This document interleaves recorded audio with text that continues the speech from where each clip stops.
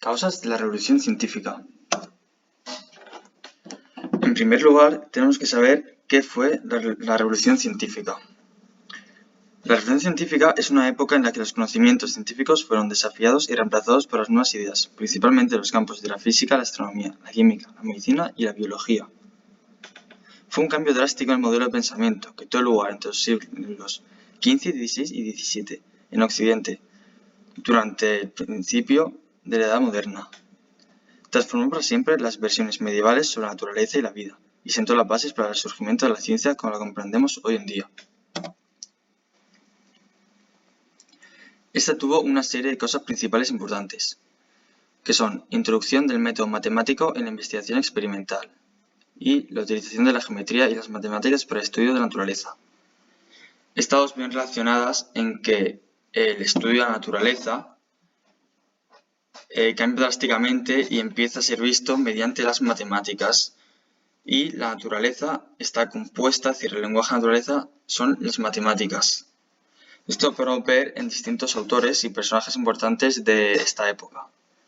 Las otras dos cosas principales importantes son el redescubrimiento de los griegos clásicos reeditados y conocidos en profundidad y la influencia del platonismo y del pitagorismo. Gracias a la imprenta, entre otras cosas, el conocimiento se pudo esparcir a muchos más lugares y los griegos clásicos, como pudieron ser Platón, Pitágoras, Aristóteles o Arquímedes, fueron redescubiertos y conocidos en profundidad, por lo que pudieron ser criticados, saber sus ideas, poder compararlas con cómo ha ido evolucionando a lo largo de los años y poder crear sus propias ideas de esa época. Después nos encontramos con otras causas. La primera de estas es la separación entre el filósofo y el científico. Antiguamente, como podemos ver en la antigua Grecia y en la Edad Media, como Tomás de Aquino o Platón, el filósofo y el científico eran una sola persona, no existía esta separación. El filósofo hablaba de muchos temas científicos, como puede ser la metafísica o la astrología. En esta época se da una separación entre el filósofo, el cual por Descartes es visto como una persona que no da conocimientos reales o verdaderos, y el científico, que utilizando las matemáticas consigue dar explicaciones reales y veraces y razonables sobre los sucesos que ocurren en la naturaleza, mediante las matemáticas, como hemos explicado antes. Y otro factor, otra causa, es el interés por la artesanía y por los saberes considerados útiles, como pueden ser la arquitectura, la navegación, la astrología, etc.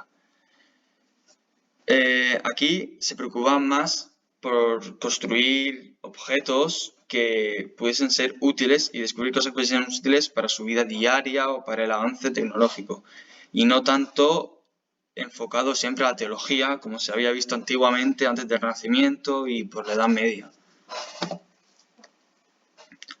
Después nos encontramos con personas importantes de esta época. En primer lugar tenemos a Newton. Se dice que esta revolución se inició con Newton. Después tenemos a Copérnico. Copérnico fue el primero de esta época en hablar de un sistema heliocéntrico. Galileo Galilei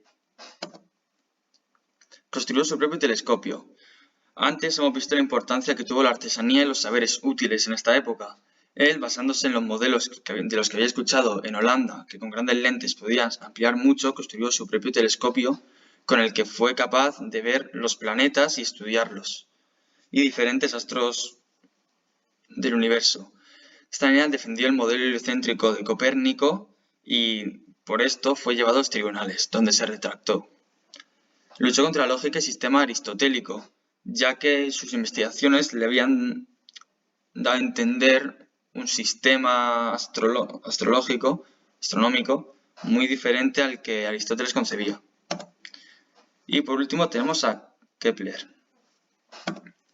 Estudió el universo mediante las matemáticas e hizo tres importantes descubrimientos, que fueron las tres leyes de Kepler. La primera es que las órbitas de los planetas son elípticas, es decir, no son redondas.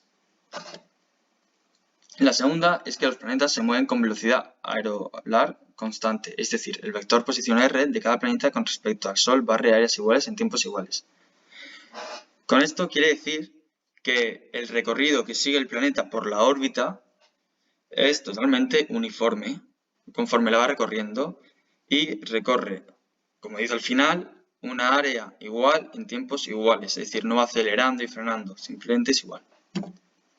Y la tercera ley de Kepler es el cuadro del periodo orbital de un planeta es proporcional al cubo de la distancia media desde el Sol.